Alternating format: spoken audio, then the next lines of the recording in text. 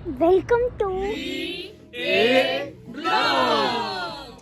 Hello guys, welcome back to my channel। तो obviously MA entrance due जल्द के जल्दी आने वाला है, मार्च, मिड ऑफ मार्च में आई थिंक। मुझे डेट का भी कोई आइडिया नहीं है, I am not sure about it, but I thought कि टिप्स देनी बहुत ज़्यादा ज़रूरी है क्योंकि मैं खुद नॉर्थ कैंपस मास्टर्स में मेरा एडमिशन हुआ है, मेरा लास्ट सेमेस्टर है। तो I thought I should give tips to you कि आप क्या क्या कर सकते हो। प्लस मेरे साथ साथ मेरी एक फ्रेंड है, उसने भी क्लियर किया है, वो मेरे साथ ही पढ़ती है, मेरी क्लासमेट है, तो वो भी आपके साथ अपनी टिप्स शेयर करेगी कि उसने कैसे प्रैक्टिस की। सो उसकी जो टिप्स है और जो मेरी टिप्स है वो लगभग सेम ही है। तो पहले मैं उसने जो भी बोले हैं, जो आप आगे सुनेंगे, थोड़ी कन्फ्यूजन होगी बट लगभग सेम ही है। You need to practise every day, you need to just read the concepts every day because आपको पता होने चाहिए, यू नो, डिसऑर्डर्स के बारे में आपको डिटेल में पता होना चाहिए। ज़्यादा डीप नहीं, बट आपको एक आइडिया तो होना ही चाहिए। जो जो आपने मास्टर्स में आप जो पढ़ने वाले हो उसका हल्का फुल्का आइडिया, ज़्यादा नहीं, हल्का फुल्का सा। एंड जो भी आपने ग्रेजुएशन में और 11th-12th में आपने साइकोलॉजी में पढ़ा है वो तो पता होना चाहिए, एकदम टिप्स पे होना चाहिए। उसमें तो कोई कुछ आप स्किप ही नहीं कर सकते कि नहीं ये नहीं आएगा। सब कुछ आ सकता है, यू नेवर नो क्या दे दे, बिकॉज कोई भी ऐसा पैटर्न नहीं होता कि इसके इतने क्वेश्चंस आएंगे या इसके इतने क्वेश्चंस आएंगे। किसी भी टॉपिक के कोई भी क्वेश्चंस आ सकते हैं। तो हम सबसे पहले क्वेश्चंस की बात करते हैं। ईयर रिलेटेड क्वेश्चंस आते ही आते हैं, डेफिनेशंस रिलेटेड क्वेश्चंस आते हैं। अब क्या होता है कि जैसे बिहेवियर है, एटीट्यूड है, उसकी डेफिनेशन किसने दी थी वो आ सकता है, या फिर एक डेफिनेशन दे देंगे, उसको नीचे नाम दे देंगे कि ये डेफिनेशन किसने दी थी, नाम बताओ। सो आप जब डेफिनेशंस करें तो मेक श्योर करें कि आपको डेफिनेशंस पता हो और किसने दी थी ये पता हो, ईयर पता हो किसी भी मॉडल का या जो भी है, ईयर आपको पता होने चाहिए। एंड क्वेश्चंस में ना, तो मैं कह रही थी प्रॉब्लम सॉल्विंग क्वेश्चंस भी आ जाते हैं, प्लस सिचुएशन बेस्ड क्वेश्चंस भी आ जाते हैं। एंड जो भी क्वेश्चंस होंगे वो डिसऑर्डर से रिलेटेड भी हो सकते हैं, हिस्ट्री से रिलेटेड भी हो सकते हैं, मतलब कुछ भी आ सकता है। हाँ, एंड स्टैटिस्टिक्स में ना न्यूमेरिकल्स आते हैं, मीन मीडियन मोड के होते हैं, ज़्यादा कॉम्प्लिकेटेड भी नहीं होता, बट आपको वो थोड़ा सा मीन मीडियन मोड सॉल्व करना आना चाहिए। प्लस आपका रिसर्च मेथोडोलॉजी जो आपने पढ़ी होती है ग्रेजुएशन में वो करके ज़रूर जाना, बैरन करके जाना, सिस्लेरी करके जाना, सब कुछ पढ़ लेना। एंड मेक श्योर कि जब भी आप कोई भी कॉन्सेप्ट रीड करें, जिस भी बुक से आप कर रहे हैं, तो अगर आपको समझ में नहीं आ रहा तो ज़रूरी नहीं है आपको उसी बुक से करना, किसी और बुक से भी आप वो कॉन्सेप्ट समझ सकते हैं। प्लस यूट्यूब पे वीडियोस देख सकते हैं, कोई भी ऐसा कॉन्सेप्ट है जो आपको क्लियर नहीं हो रहा तो यूट्यूब से समझ सकते हैं, या फिर किसी किसी बुक को रेफ़र कर सकते हैं, किसी दूसरी बुक को, या अपने फ्रेंड से कंसल्ट कर सकते हैं। बट इंटरनेट से कंसल्ट मत करना क्योंकि बहुत कुछ ऐसी चीज़ें हो जाती हैं इंटरनेट पे जो गलत होती हैं या कुछ ज़्यादा ही एडवांस होती हैं या जिसकी आपको नीड नहीं होती। ठीक है, तो कॉन्सेप्ट्स के लिए make sure you read the books. And books आगे खुशी डिस्कस करने ही वाली है, तो इसलिए मैंने वो टॉपिक छेड़ा नहीं। आई थॉट कि अगर मैं भी वही बताऊँ फिर वो भी वही बताए तो सेम हो जाएगी, क्योंकि हम दोनों ने सेम ही बुक्स रेफ़र की थी जब हमें पढ़ाई करनी थी। 11th-12th की NCERT भी कर लेना, ओवरऑल रीडिंग हैबिट बना लेना कि हर रोज़ एक रिवीजन हो जाए। एंड जो भी आपने पूरे दिन में पढ़ा हो रात को उसको रिवाइज करना, या सुबह उठ के सबसे पहले उसको रिवाइज करना, फिर नया टॉपिक स्टार्ट करना, उससे आपको धीरे धीरे याद होगा। एंड मेक श्योर टू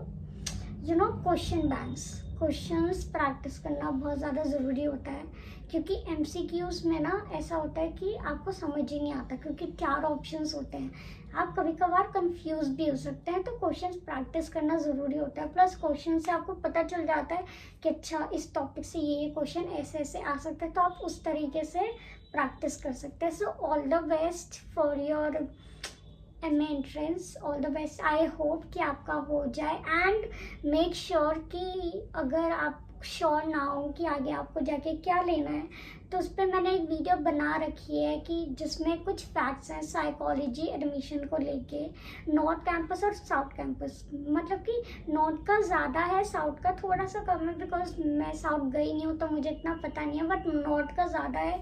तो मैं नीचे डिस्क्रिप्शन बॉक्स में वो वीडियो डाल दूँगी, आप वो चेक कर लेना। एंड मेक श्योर कि अगर आप एडमिशन मतलब एंट्रेंस के लिए प्रिपेयर कर रहे हैं, अगर आप दे रहे हैं, तो ट्राई टू गिव बोथ, मतलब नॉर्थ का भी दें एंड साउथ का भी दें। एंड ट्राई टू स्पेसिफाई कि आपको आगे जाके करना क्या है, क्योंकि उसमें हेल्प हो जाती है। एंड साउथ में कौन कौन से अभी मतलब कि कौन कौन से मिल रहे हैं, जैसे क्लिनिकल मिल रहा है, काउंसलिंग अभी साउथ में मिल रहा है, नॉर्थ में अभी डेवलपमेंटल मिला है, क्लिनिकल मिला है एंड आईओ मिला है। ठीक है, उस हिसाब से अपना देख कर जाना। लास्ट ईयर वालों से भी पूछ लेना कि उन्हें क्या मिला है, दोनों में भरना, सो डैट आप कुछ भी मिस ना करें, आपको 2 चांसेस मिले। क्योंकि हो सकता है एंट्रेंसेस थोड़े से प्रेशराइजिंग होते हैं एंड हमें पता ही नहीं होता कि कैसे क्वेश्चंस आएंगे। हम प्रैक्टिस भी कर लेते हैं फिर भी, क्योंकि हमने कभी दिए ही नहीं होते। तो हो सकता है कि अगर आपने साउथ और नॉर्थ दोनों भरे, अगर साउथ इतना अच्छा नहीं गया, आपने नॉर्थ में आपके पास एक और चांस है पढ़ने का, एंड क्लिनिकल तो दोनों में ही है। आई थिंक दिस ईयर हो सकता है, आपके वाले साल भी हो जाए, but I am not sure, उसकी कोई श्योरिटी नहीं होती, वो तो फैकल्टी पे डिपेंड करता है एंड स्टूडेंट्स पे डिपेंड करता है कि वो क्या चाहते हैं। सो आई जस्ट वांट टू से all the best, keep studying hard, आपका हो जाएगा। बेसिक्स पे सबसे ज़्यादा कंसंट्रेट करना, एंड जाने से पहले अभी खुशी का बाकी है उसका सुन लेना।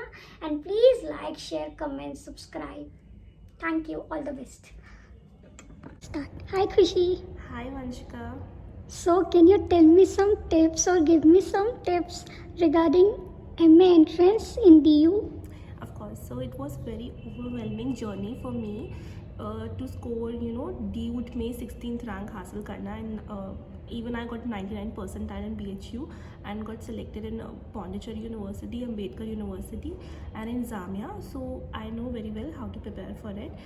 So starting में a lot of you can relate with me, it comes with a lot of apprehension and anxiety कि am I going to get into it or not. So being a person who was non-due in bachelor's, so I had no seniors, no reference, nothing with me to guide me. So it was very a chaotic journey for me. So even think of it. So basically starting में what I did was कि major books को select कर लिया, like general में कौन सी book अच्छी है, and never stick to one book, jump करना from one book to next book. Okay, but happens is कि एक बुक में सारे टॉपिक्स नहीं होते हैं, लाइक मॉर्गन एंड किंग्स जो है जनरल साइकोलॉजी के लिए प्रेफर होती है, उसमें सारे टॉपिक्स नहीं होते हैं, तो for that you need to go to Sisley and passive and Smith as well and Baron, but you don't have to do it religiously, but you can skim through it कि ये topics इसमें मेरे missing थे and I can cover these topics from other books. So that is about the general psychology. For social psychology you can go by the pointers जो उन्होंने छोटी definitions दे रखी है ना, that definitions are enough for the concept building, and for like a whole something that you need to be on fingertips, that is the GRE psychology, which covers a lot of things like general, social, cognitive, personality, developmental, abnormal and therapies. These major areas is covered in your GRE and it should be on your fingertips. Like रात को भी कोई उठा के तुम्हें बोले ना, it should be on fingertips. उसमें सारे topics covered हैं. For abnormal you can definitely choose butcher and you have to do it religiously, and a lot of my classmates did Neeraj Ahuja in bachelor's only for Zamia entrance, so you can do that as well. And then there is Neeraj Ahuja is very comprehensive for the psychiatry, but it will gives you a very deep understanding towards it, so वो बहुत important होती है when you are doing like a competitive exam for like DU and Zamia, जहाँ पे competition is really tough that level. So yeah, and then for the developmental there is like Laura Burke and Paplia, so you can go for that. For bio you can do penal and obviously GRE तो है ही for substitute, but you know there are many pointers, many things which is not in GRE or Cicely or you know Morgan and King. For that you can take simultaneously different books of their you know specific for, book for that subject, and do a lot of MCQs. Like there should be at least 3,000 plus MCQs you should have done before your entrance exam. And the biggest lesson I would recommend to any person is make a notebook of all the questions you have done. Make a side noters where you were wrong and what was the actual you know key learning from that question that you were lacking in. And make a notebook for specifically for your notes, like everything that you're learning from the beginning to the end, because at the end now you have only 1 month to revise and you don't have that you know it's really chaotic and anxiety at that time that you don't have time to go through a bundle of books. Those notes will make you a lot of you know helpful at that time, and that revision makes it really quickly. So yeah, those notes and everything will you know be helpful. And at the end you can make a thin sheet of flow charts and everything at the end, which comprises all the important points and the flow charts of the chapters. This should be your progress till the end, from a huge bundle of books to a comprised notes. And that's it. I hope you have a wonderful experience as well. All the best. All the best.